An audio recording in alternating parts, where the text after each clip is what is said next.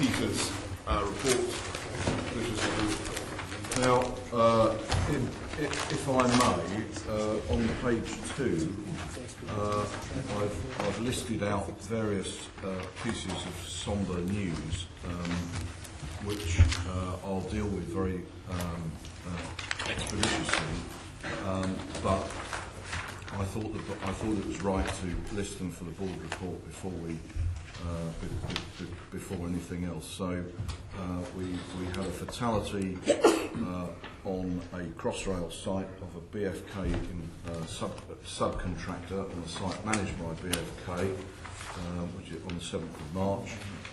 We had a contractor employed by Clancy Dockra on a site managed by them on the DLR site at Puddingmill Lane.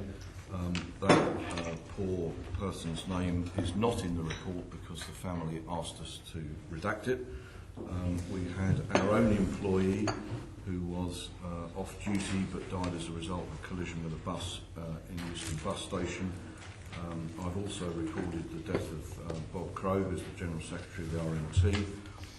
And in addition, if that wasn't enough, Leon has a very brief report about a fatality in Kingston Bus Station last Saturday. Yes, we have. This took place in Cromwell Road Bus Station in Kingston, Saturday the 22nd of March at about 4:30. Kingston Bus Station is a very rare example of a bus station where the buses actually park on a sawtooth principle, where they drive onto the pick-up point and reverse off. They're almost unheard of in London, but very common in the provinces. This lady was a passenger on a bus that arrived into Kingston Bus Station. She's on a 461 bus run by Abellio. That's not a TfL service. It's a service run commercially with assistance from Surrey County Council, but uses our bus station and therefore is obliged to follow our procedures. The lady in question, elderly lady, well known to the drivers, travels a lot on the buses in the area for companionship and to see people and so on. She didn't get off at the alighting point. She was carried onto the bus stand, which is in the vehicle movement area. The driver was aware of this. She had a conversation with the driver.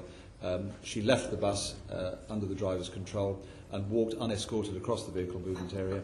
Unfortunately, the route that she took was not to the nearest footway.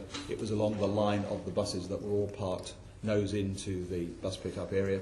And at the point at which she was behind the bus on Route 71, it was its time for departure, and the bus reversed into and over her, and she was pronounced dead at 10 to 6. We're carrying on an investigation of that at the moment. The drivers of both vehicles have been suspended, and we're in touch with the operators. So, obviously, our thoughts with all of the family and friends of all those people. So, I'm sorry, unfortunately, it's rarely that we have to report those things, and so many of them. Turning to the rest of the report, Boris, if I may, on page